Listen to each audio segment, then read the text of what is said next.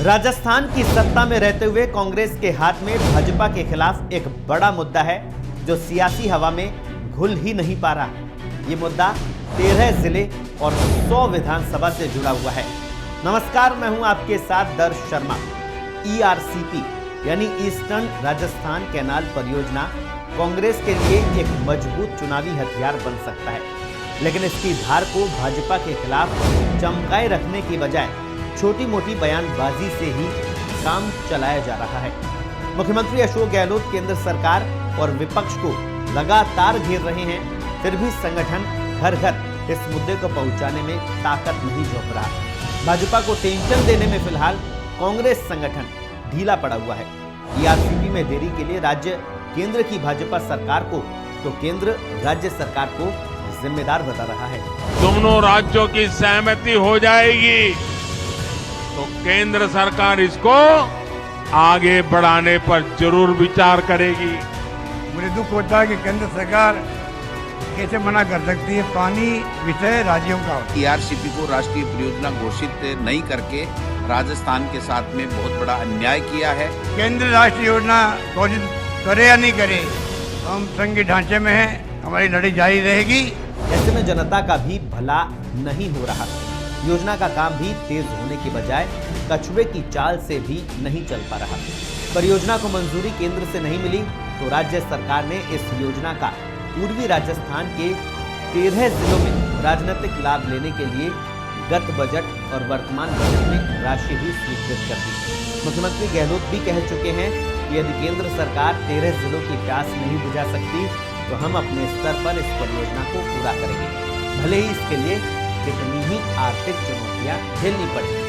तो किस तरह से ERCP का पानी पहुंचेगा, ये आपके लिए जानना बेहद जरूरी है। इस प्रोजेक्ट से मानसून के दौरान कुल्लू, पुल, पार्वती, काली सिंध, मेज नदी बेसिनों के अधिशेष पानी को बनास, मोरेल, बाणगंगा, पार्वती, काली सिंध और गंभीर नदी बेसिनों में पहुंचाया जाना है। ये योजना कब इसकी घोषणा हुई थी ये भी आपको बता दें। 7 साल पहले इस योजना की घोषणा हुई। ERCP की घोषणा 2017-18 के बजट में भाजपा सरकार ने केंद्र को ERCP को राष्ट्रीय परियोजना घोषित करने के लिए प्रस्ताव भेजा था। परियोजना करीब 40,000 करोड़ रुपए लागत की है। 3 करोड़ लोगों को इस योजना का फायदा मिलेगा अगर ये अपने मूल रूप में आती है तो।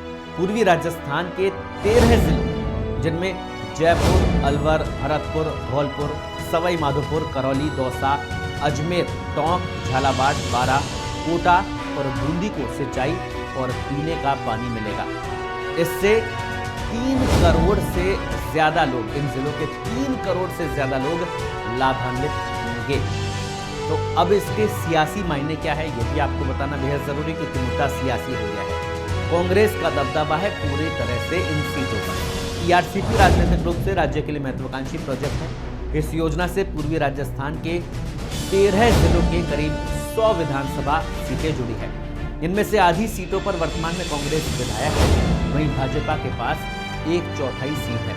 कुछ सीटें अन्य दलों के पास है।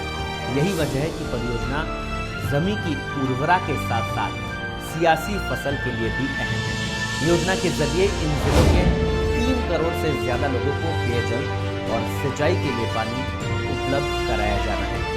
तो अब सबसे खास बात, कि सियासी मुद्दा भले ही बन गया है, लेकिन आमजन में इसकी चर्चा बिल्कुल भी नहीं है। कांग्रेस सरकार ने भले ही इस योजना पर काम शुरू कर दिया है, लेकिन जमीनी स्तर पर देखा जाए तो आमजन इसे लेकर चर्चा करता नजर नहीं आ रहा। इन जिलों में स्थानीय बांध और नदी से पानी की उपलब्धता को लेकर ही चर्चा रहती है। मुख्यमंत्री लगातार केंद्र सरकार पर हमलावर है, लेकिन कांग्रेस संगठन परियोजना से लाभान्वित होने वाले जिलों में माहौल खड़ा नहीं कर सकी। जमीनी स्तर पर इस योजना को लेकर आमजन में कोई विशेष चर्चा नहीं है। कुछ इसी तरह के वीडियो देखने के लिए आप हमारे प्लेटफॉर्म पर बने रहिए।